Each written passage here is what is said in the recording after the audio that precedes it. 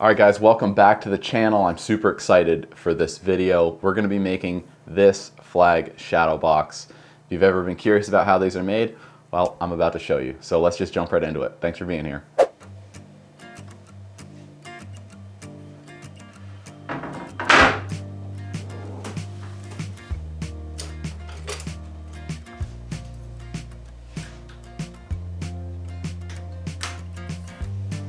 So for this project, I'm using some, well, it's basically 3/4 inch walnut at this point. I like to pick up S4S lumber whenever I can. That just means it's been planed on 4 sides already. So I don't have a very big shop, as you can see, and this kind of saves me the milling process. It's a little more expensive, but I find that it's easier to pay the mill shop to do this step, and then I just take it from there rather than trying to mill it up by myself. I've marked out some pretty rough dimensions for the final length of the sides of this triangle, and here I'm just cutting those up on the miter saw. I gave myself about 5 inches worth of fat on either side because I'm not exactly sure the length of the final dimensions of these angles, and that's going to become pretty clear in later steps. But for this step, I just don't want to cut anything too short.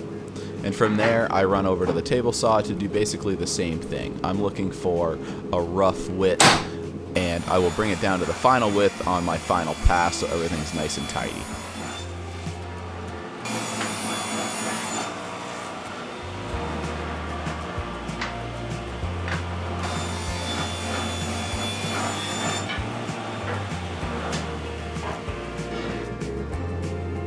I'm going to need some 1/4 inch by 1/4 inch keeps, or stoppers as I'm going to call them throughout this video, and that's what I'm doing right here. So I've got my table saw fence set to a 1/4 inch, so I'm going to take 1/4 inch strips off of these extra pieces that you saw me cut off of the sides, and I've got a little trick for getting perfectly 1/4 inch by 1/4 inch pieces. Let me explain. So my next step would be to take those 1/4 inch strips and then flip them 90 degrees so they're back on their side, and then run those through the table saw again, right? So that's going to give me 1/4 inch by 1/4 inch pieces. But if you've ever tried to run thin stock like this through the table saw, you'll know it tends to start to jump around. There's not a whole lot of support right there. So when you're running that strip through the table saw, it'll tend to vibrate and things get a little bit sketchy. So what I like to do is just take some double-sided woodworking tape and tape the strip right back onto the piece it came from. That's what I'm doing here, and you'll see what happens is it gives that strip a bit of a backbone for support. Now I can set my blade to a 1/4 inch and then run that piece through the table saw, keeping my fence exactly where it was, and then what I have is that exact 1/4 inch by 1/4 inch piece stuck to the bottom of that backbone.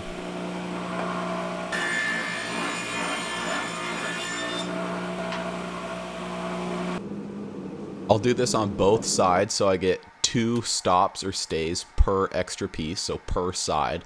And then I can just pop them off, and when the tape's removed, I've got 2 1/4 inch strips per side.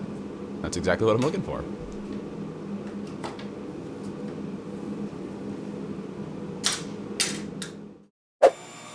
At this point, I'm going to take my 3 sides back to the table saw, and now I'm going to rip them to their final width. Now these pieces are going to be solid, so what I'm going to do next is put a bevel on the front edge. I've set my table saw to 30 degrees, and what I'm looking for is a 30-degree bevel with a 1/4 inch flat reveal on the front. So you can see that blade isn't going all the way through that piece of wood. It's going, well, almost all the way through and leaving me a 1/4 inch flat spot. This is going to make a really nice bevel for the perimeter of this triangle. And from there, I've got my dado stack set on my table saw, and I'm going to hog out all the material that I don't need. So like I said, this is a solid piece of wood, so I want to hog out all that inside material. And remember, now that I've got my 1/4 inch strips made, this is where those are going to set. The other thing this does is just gives a little bit of a cover up for the edge of the flag so you don't see the edges in the final product. And lastly, I'm going to leave just a 1/4 inch holding piece there on the end, which I'll take off with my plane. We've got our side pieces all cut out, I ended up just sanding this a little bit where the dado blade did its thing. And then I took some more double-sided tape and I taped in these little 1/4" by 1/4" holding pieces, which we're not going to use until this thing is completely assembled. But we do need these to be the exact same cut, length, and angle as these pieces. So that's why I taped them in there. The other cool thing it does is it's going to prevent tear out on this reveal, right? So this is our front face with our angle, and then of course when we cut this way, we have the potential to tear out that little bit right there, but because our stops are in place, that should prevent it. And if we get any tear out at all, it'll likely be on the back end, and that doesn't matter, or on these stops, and again, they're not going to be seen, so that doesn't matter. But my next dilemma here is I did a test piece. Now this is the bottom corners, right? So pretend that's the top, that's the bottom, the flag goes in there, and these corners are what we're working on. Now this is a 67.5-degree angle. I just clamped them up so you could kind of see what that looks like all together. If you have any experience woodworking, you know that this is a super sharp angle. And most of the tools we use, miter saws, table saws, and even band saws, we can't get that 67.5-degree angle laying flat like this. So what ends up happening is we have to tip the piece vertically and then run it through the saw this way. So let's go over here to the table saw and I'll show you what I've got. So one thing that's handy is if you subtract 67.5 degrees from 90, then we're left with 22.5 degrees, which is a very common angle. Almost any saw has that almost pre-positioned. Our table saw doesn't, but here I found 22.5 degrees. Now I've taken my spline jig, which is used when picture frames when you want to run a spline through the corner of a 90-degree angle, and I flipped it around, and then I glued on this little piece on top, so we have a perfectly square upright. So now what I can do is butt the blade up against the edge of this, and then clamp my piece of wood onto my spline jig, and then run it through the table saw like this, and now we have a 67.5-degree angle, which when I clamped those up and measured it with a 45, just the corner of a speed square, it's bang on. So the only tricky part is we now need to cut our pieces in the exact outside length of each dimension, because all this is doing is taking that angle right off the very edge of our piece.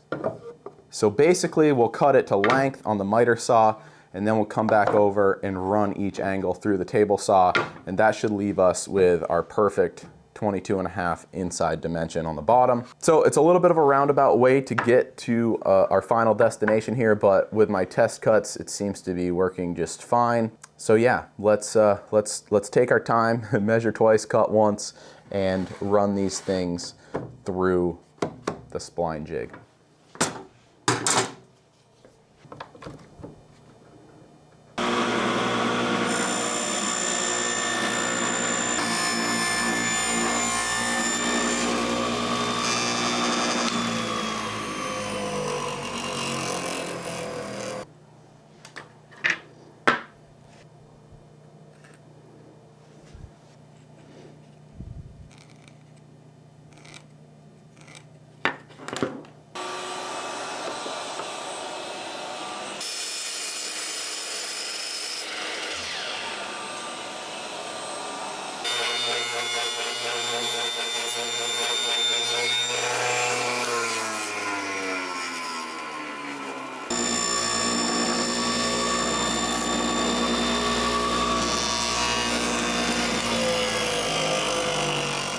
One nice thing about the top of the triangle is this is a 90-degree angle, so divide that in half and you're left with 45s. So I'm able to cut this angle on the table saw just using the miter gauge, and I can actually just cut these to length using this method. So this saves me a step in having to go over back to the miter saw, and I can just finish up these joints right here. And in fact, I can actually kind of dial them in using this method because I can kind of sneak up on that joint to make sure all of my angles are nice and tight. And now check it out, my stoppers or keeps are exactly the right size. They're exactly where they're going to fit in this piece, and I can pop those right out of there with that tape. Sweet. So that went really well. And what I did was I just took some double-sided tape and taped on some of these little scrap walnut pieces, because I'm gonna use spring clamps, which I use all the time. And they do leave little indentations. So in order to make those spikes not leave indentations in the visible walnut, we just taped on a little extra walnut. And now it's time for glue up. Yeah, I love it. We got 3 joints to glue. Make sure everything's flush. Like I said, we're gonna use spring clamps, and then we'll wait. Once it's dry, I kind of eyeballed whether or not the flag would fit in there, but I'm fairly confident that it will. It's a little bit, it's quite a bit. I don't want to take it out of this case because I don't want to get dust on it, but as you can see, yeah, it's going to drop in there. This is, woo, I'm psyched. This is nice. Love it. Love it. Love when a plan comes together. So yeah, let's glue this baby up.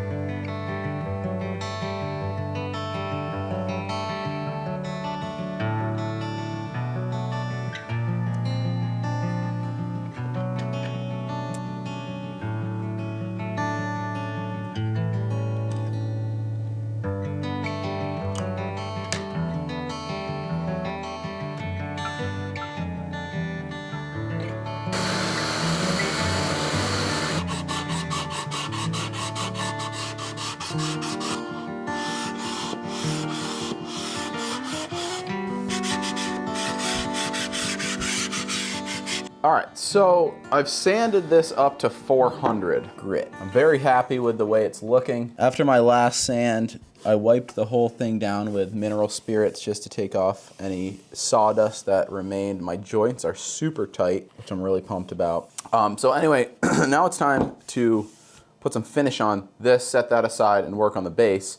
So today I'm using something I've not tried before, but I picked up from our local lumber dealer. Botanical polymerized tung oil. It's not cheap. This was $15. Well, I guess it's somewhat cheap compared to like Osmo or that other 2-part stuff that I can't think of right now. But yeah, he said to just basically rub this in like you would anything else with just a piece of cloth or whatever you like for an applicator. Let's do, we're just gonna do 1 coat of that, I think. Maybe 2. I'm not entirely sure. We'll do 1, see what it looks like, then do 2. I've got our little stays for our glass and our backing board here. I'm gonna hit those as well. And then, like I said, I'm just gonna set this whole thing aside so we can press out the base. And then the base is gonna take the exact same thing. Sand it up to 400. What I like to do is pop the grain, so wipe it down with a wet paper towel in between sandings. And then you're just left with like this glassy, smooth finish, which I love. So yeah, we'll do that. And then again, we're gonna apply some more of this botanical tung oil to the base, but I'm really excited to see what this makes. I think this is just gonna make this walnut really pop. So this is always fun. If you don't like finishing stuff, I mean, you gotta look at it this way. This is like where the, where the beauty happens, where the magic happens. So let's throw some of that on there.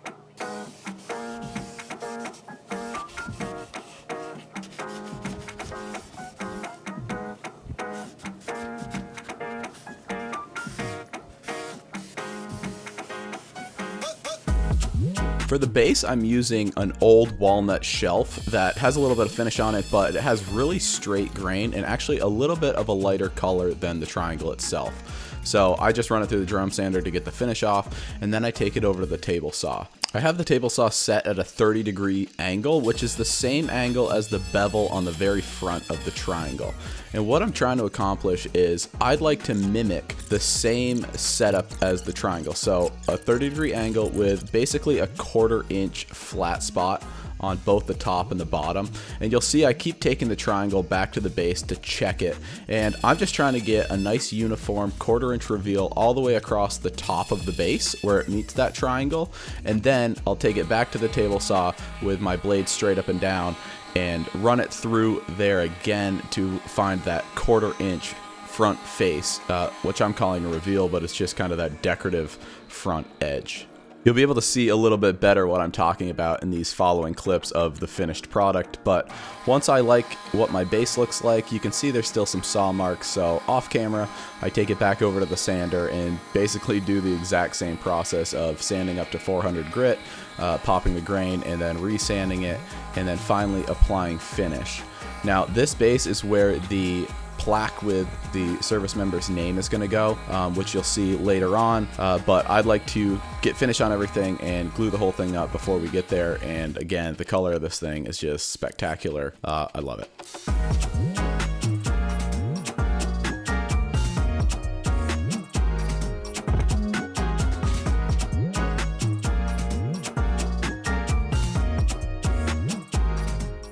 I got a piece of glass here, right? Because we got to put glass in this thing. And when I can, rather than like measure and cut, I like to just go right off of the project itself. So what I'm gonna do here is literally, one thing that's cool is we already have a 90-degree angle here. So I'm literally just gonna drop this down on here, use my Sharpie, and then there's my cut line. Easy as that. And it looks like I can actually get another one out of this piece, which is sweet.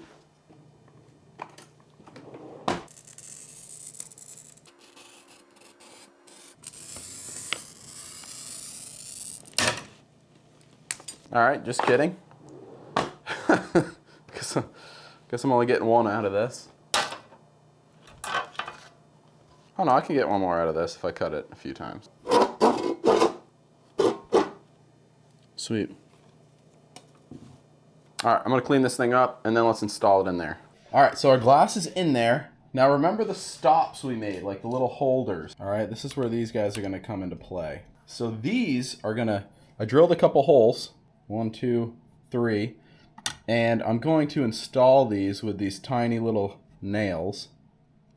Those are going to go through the stopper and into the walnut frame. But what's really cool is since everything is on the same exact angle, because we taped them in there, these will just kind of slide right in, right? So those are going to hold our glass in there. And the reason I do that is because if this ever breaks, help us God, we should be able to get in there, pop those out, replace the glass, and reinstall them.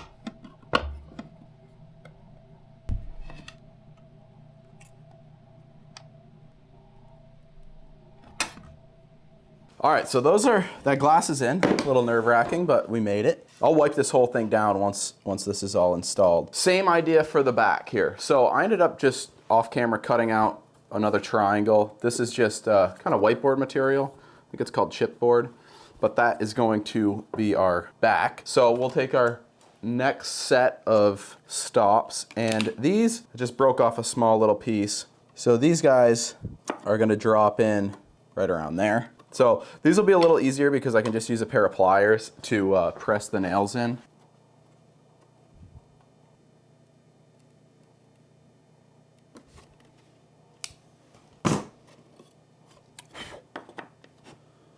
Love it.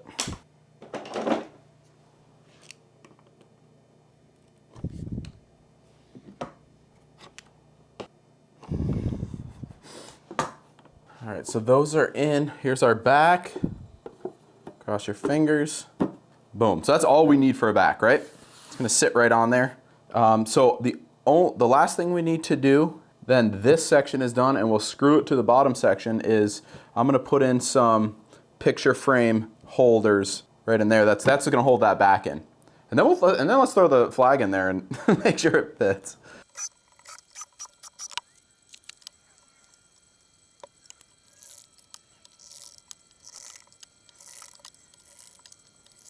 So here's our base.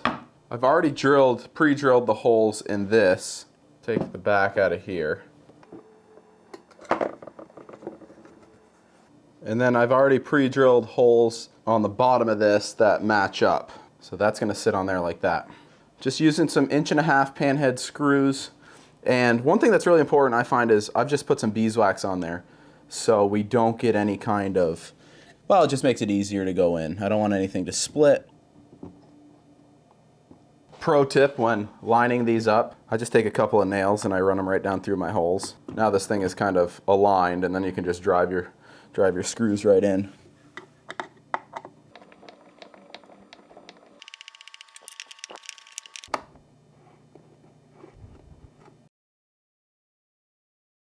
All right, so we're attached to our base. We've got it all cleaned up. Let's get our stops out of the way. Here's our flag.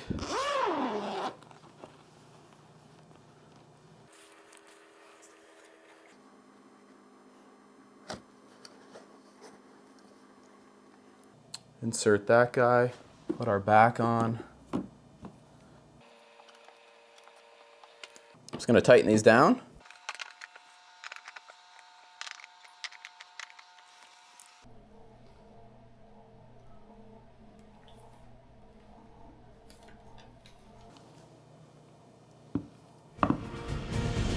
There we go.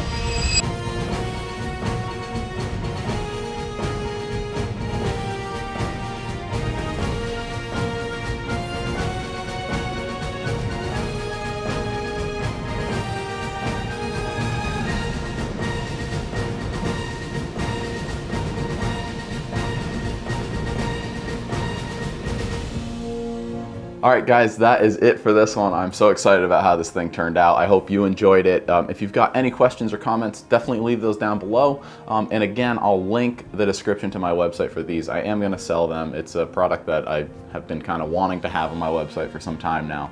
And it kind of vibes with everything else I make. So feel free to check that out. Yeah, share it with your friends. Thanks for watching. See you next time. Bye.